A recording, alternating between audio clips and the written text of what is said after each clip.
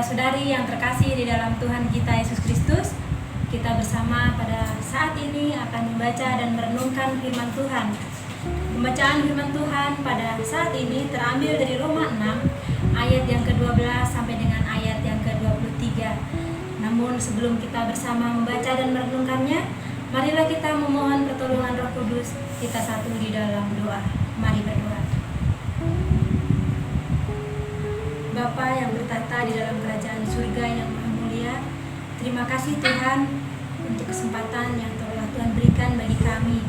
Terima kasih untuk kesehatan yang Tuhan anugerahkan bagi kami, sehingga pada saat ini ya Tuhan, kami bersama boleh bersekutu dengan Engkau ya Bapa melalui ibadah kebaktian rumah tangga pada malam hari ini.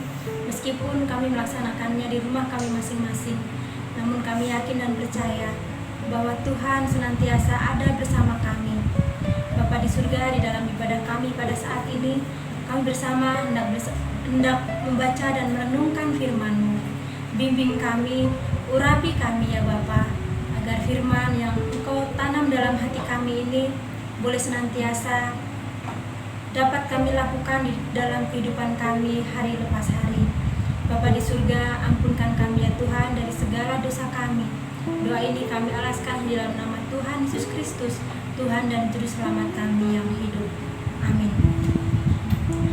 Bapak Ibu serta saudara-saudari yang terkasih di dalam Tuhan, Roma 6 ayat yang ke-12 sampai dengan ayat yang ke-23 saya akan bacakan untuk kita sekalian.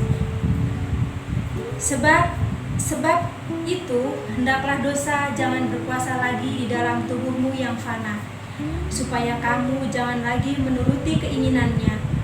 Dan janganlah kamu menyerahkan anggota-anggota tubuhmu kepada dosa untuk dipakai sebagai senjata kelaliman. Tetapi serahkanlah dirimu kepada Allah sebagai orang-orang yang dahulu mati, tetapi yang sekarang hidup. Dan serahkanlah anggota-anggota tubuhmu kepada Allah untuk menjadi senjata-senjata kebenaran. Sebab kamu tidak akan dikuasai lagi oleh dosa, karena kamu tidak berada di bawah hukum Taurat, tetapi di bawah kasih karunia. Perikop yang selanjutnya, 2 macam perhambaan. Jadi bagaimana? Apakah kita akan berbuat dosa karena kita tidak berada di bawah hukum Taurat, tetapi di bawah kasih karunia? Sekali-kali tidak. Apakah kamu tidak tahu bahwa apabila kamu menyerahkan dirimu kepada seorang sebagai hamba untuk mentaatinya, kamu adalah hamba orang itu yang harus kamu taati, baik dalam dosa yang memimpin kamu kepada kematian maupun dalam ketaatan yang memimpin kamu kepada kebenaran. Tetapi syukurlah kepada Allah, dahulu memang kamu hamba dosa, tetapi sekarang kamu dengan segenap hati telah mentaati pengajaran yang telah diteruskan kepadamu. Kamu telah dimerdekakan dari dosa dan menjadi hamba kebenaran. Aku mengatakan hal ini secara manusia karena kelemahan kamu. Sebab sama seperti kamu telah menyerahkan anggota-anggota tubuhmu menjadi hamba kecemaran dan kedurhakaan yang membawa kamu kepada kedurhakaan, demikian hal kamu sekarang harus menyerahkan anggota-anggota tubuhmu menjadi hamba kebenaran yang membawa kamu kepada pengudusan. Sebab waktu kamu hamba dosa, kamu bebas dari kebenaran. Dan buah apakah yang kamu petik daripadanya?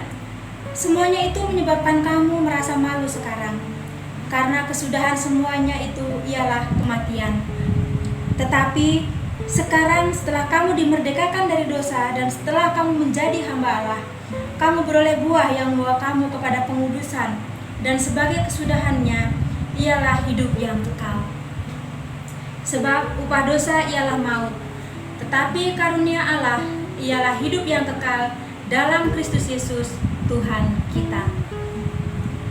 Bapak Ibu, sedemikian jauh pembacaan firman Tuhan pada saat ini. Yang berbahagia adalah setiap kita yang dengan sungguh-sungguh senantiasa membaca, merenungkan, dan melakukan firman Tuhan di dalam kehidupan kita hari lepas hari. Bapak Ibu serta saudara-saudari yang terkasih di dalam Tuhan, tema renungan kita pada saat ini bertemakan jauhi dosa, lakukanlah kehendaknya. Bapak Ibu serta saudara-saudari yang dikasihi Tuhan, apa yang akan kita lakukan ketika melihat seseorang meninggalkan tas yang berisi uang puluhan juta rupiah? Apakah kita akan mengembalikannya karena kita menyadari bahwa itu bukan hak milik kita? Atau apakah kita akan membiarkannya dan menyimpannya sendiri untuk kepentingan kita? Pasti hal ini menjadi pergumulan yang sangat sulit ketika manusia diperhadapkan dengan sesuatu hal yang bersinggungan langsung dengan kebutuhan dasar hidup manusia. Tidak sedikit orang yang mengembalikannya karena memang merasa bahwa itu bukan miliknya. Tetapi tidak sedikit juga yang akan mengambilnya karena terdorong oleh kebutuhan. Namun apapun alasannya, mengambil hak atau mengambil sesuatu yang bukan miliknya adalah perbuatan dosa.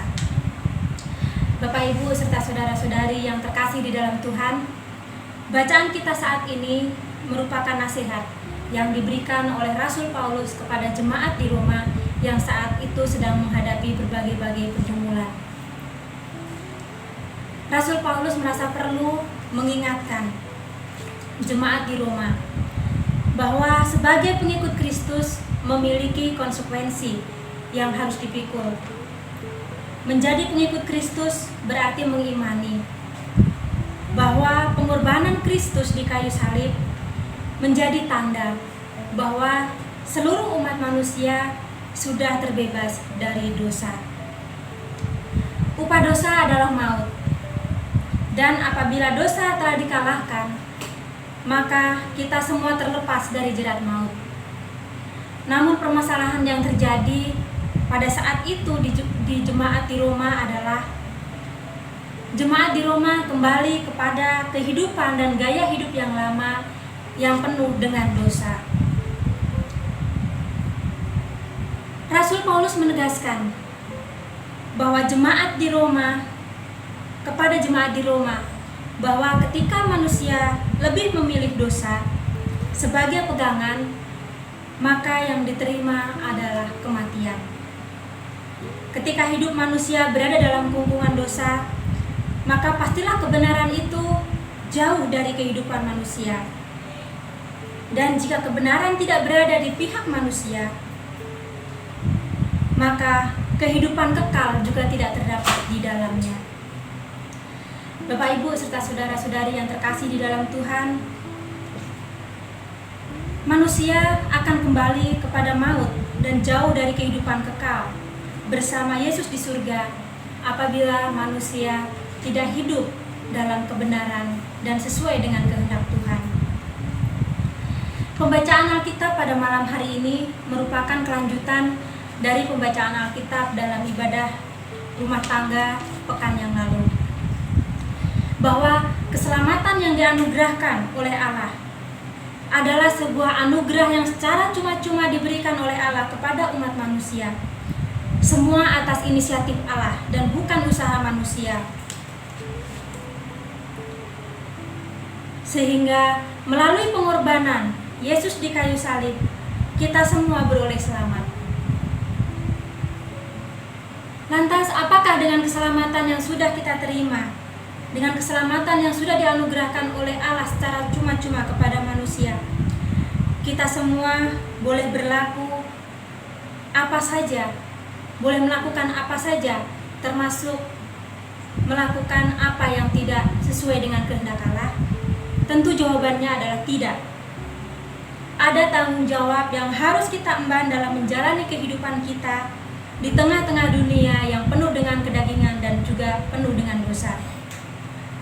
Dalam bacaan kita saat ini, ayat yang ke-12, 13, dan 14, Rasul Paulus menasihatkan agar anggota tubuh kita serahkan kepada Allah untuk menjadi senjata-senjata kebenaran.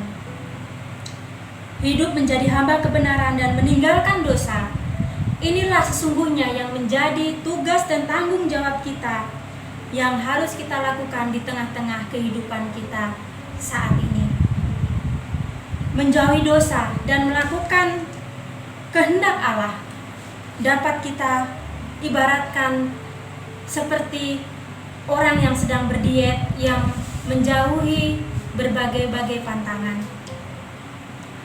Ada peraturan mana yang boleh dilakukan dan ada peraturan yang mana boleh dilakukan. Tentu semuanya dilakukan, bukan semata-mata untuk membatasi ruang gerak, tetapi lebih kepada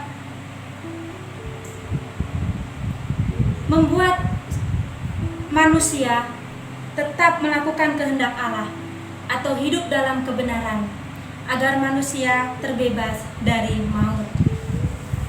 Bapak, Ibu, serta saudara-saudari yang terkasih di dalam Tuhan, untuk menjadi hamba kebenaran di tengah-tengah dunia ini tentu bukan sesuatu yang mudah kita lakukan.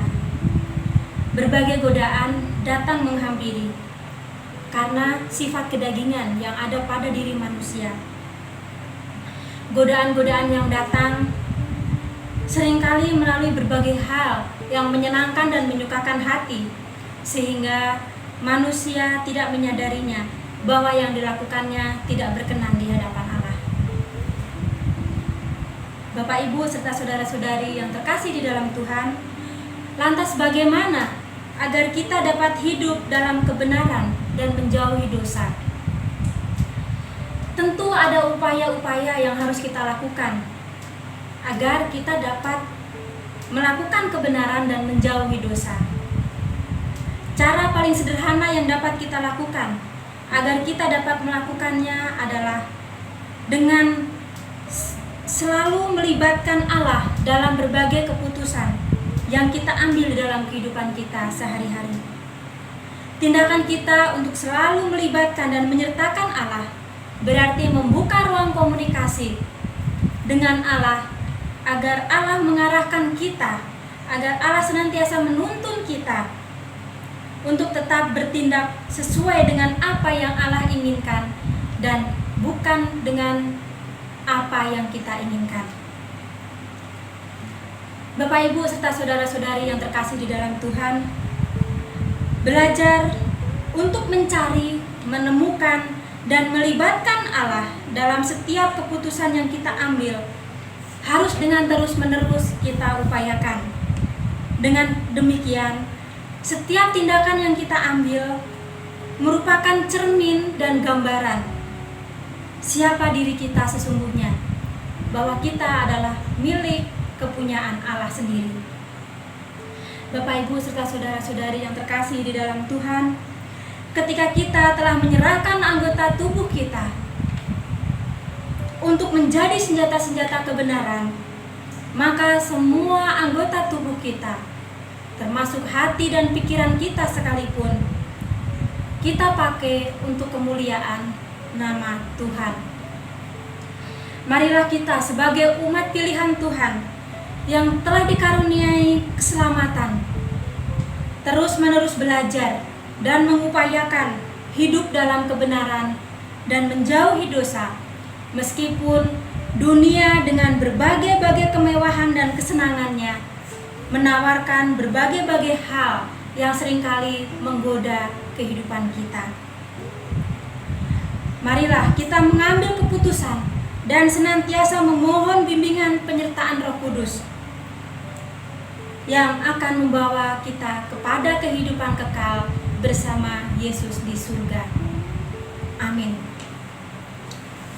Bapak, Ibu, serta saudara-saudari yang terkasih di dalam Tuhan kita Yesus Kristus, marilah kita menaikkan doa syafaat kita. Marilah kita bersatu hati, kita berdoa. Ya Allah Bapa yang bertahta di dalam kerajaan surga yang maha mulia, terima kasih Tuhan untuk kesempatan yang indah yang Tuhan berikan bagi kami saat ini ya Tuhan, untuk kami bersama boleh merenungkan sebagian daripada firman-Mu. Terima kasih ya Tuhan, Engkau telah mengajarkan kami untuk kami berlaku benar, untuk kami menjauhi dosa dari kehidupan kami. Bapa di surga, berikan kami hikmat-Mu agar kami mampu untuk kami mengambil keputusan terhadap setiap hal yang kami lakukan dalam kehidupan kami. Kiranya Roh-Mu yang kudus senantiasa beserta dengan kami, agar kami mampu melakukan firman-Mu ini ya Tuhan, di dalam kehidupan kami hari lepas hari. Bapa di surga, pada saat ini ya Tuhan, kami bersama hendak menaikkan doa-doa syafaat kami kepadamu. Bapa, kami teringat akan saudara-saudara kami yang pada saat ini berada dalam keadaan sakit. Secara khusus kami berdoa untuk Ibu Jerni Sitorus Pane dan untuk anak Gracelia Martina Hatu yang beberapa waktu yang lalu mereka mendapatkan perawatan di rumah sakit. Ya Bapa, kami mohon dengan segala kerendahan hati, jamah mereka ya Tuhan. Berkatilah setiap proses yang mereka tempuh untuk mereka beroleh kesembuhan. Berkatilah setiap makanan dan minuman, bahkan obat-obatan yang mereka konsumsi untuk mereka mendapatkan kesembuhan. Kami yakin dan percaya Bapa, bahwa Engkaulah sumber kesembuhan. Karena itu ya Tuhan, kami mendoakan mereka agar senantiasa Tuhan yang akan menyembuhkan mereka dari segala sakit penyakitnya. Dan pada hari-hari yang akan datang, mereka boleh sembuh dan hormat kemuliaan boleh mereka naikkan hanya untuk kemuliaan nama Tuhan. Bapa di surga, pada saat ini ya Tuhan, kami juga berdoa untuk para orang tua kami yang telah memasuki usia lanjut ya Bapa, untuk Oma dan Opa yang berada di jemaat kami di GKP Teluk Jambe. Kami tidak dapat menyebutkan mereka satu persatu ya Bapa, namun kami membawa mereka kepadamu ya Tuhan di dalam doa kami pada malam hari ini. Kiranya Engkau sendiri ya Tuhan yang akan senantiasa menyertai kehidupan mereka. Tuhan yang akan senantiasa memberikan kesehatan kepada para orang tua terkasih kami ini ya Tuhan. Dan Tuhan yang akan senantiasa memberikan kekuatan sekalipun tubuh mereka semakin melemah. Namun kiranya kekuatan yang berasal daripada Tuhan akan senantiasa memberikan mereka suatu pengharapan bahwa Tuhanlah sumber kehidupan kami semua. Bapa di surga, kami juga teringat ya Tuhan akan dunia yang saat ini sedang mengalami pandemi COVID-19. Ya Bapa di surga, di berbagai belahan dunia saat ini para pemimpin bangsa sedang sibuk ya Tuhan untuk menangani, untuk mengupayakan dalam upaya menangani virus COVID-19 ini ya Bapa. Kami mohon Engkau turut campur tangan di dalamnya ya Tuhan, agar setiap pemimpin bangsa-bangsa di berbagai belahan dunia, secara khusus kami berdoa untuk pemimpin kami, Bapak Presiden Jokowi beserta dengan kabinetnya, dan juga sampai pimpinan di tingkat daerah, bahkan sampai di RT RW ya Tuhan, yang dengan kesetiaan mereka mengupayakan dalam penanganan pandemi virus ini ya Bapa. Berkati ya Tuhan setiap upaya-upaya yang mereka tempuh. Berkati setiap keputusan-keputusan yang mereka ambil. Kiranya keputusan yang mereka ambil ya Tuhan, itu semua mendatangkan kebaikan bagi kami. Pulihkan bangsa kami ya Tuhan secara khusus, dan pulihkan keberadaan dunia ya Tuhan, agar kami semua ya Tuhan terbebas dari pandemi COVID-19 ini. Bapa di surga, kami juga berdoa ya Tuhan untuk persiapan-persiapan secara khusus di jemaat-Mu di GKP Teluk Jambe, yang pada saat ini ya Tuhan kami boleh memasuki situasi AKB ataupun adaptasi kehidupan baru ya Bapa, untuk kami mempersiapkan segala sesuatunya di dalam peribadahan kami ya Bapa, di mana saat ini ya Tuhan berbagai persiapan sedang kami laksanakan. Kiranya Engkau memberkati kami ya Tuhan, untuk kami dapat beribadah kembali ya Tuhan di gedung gereja secara bersama-sama.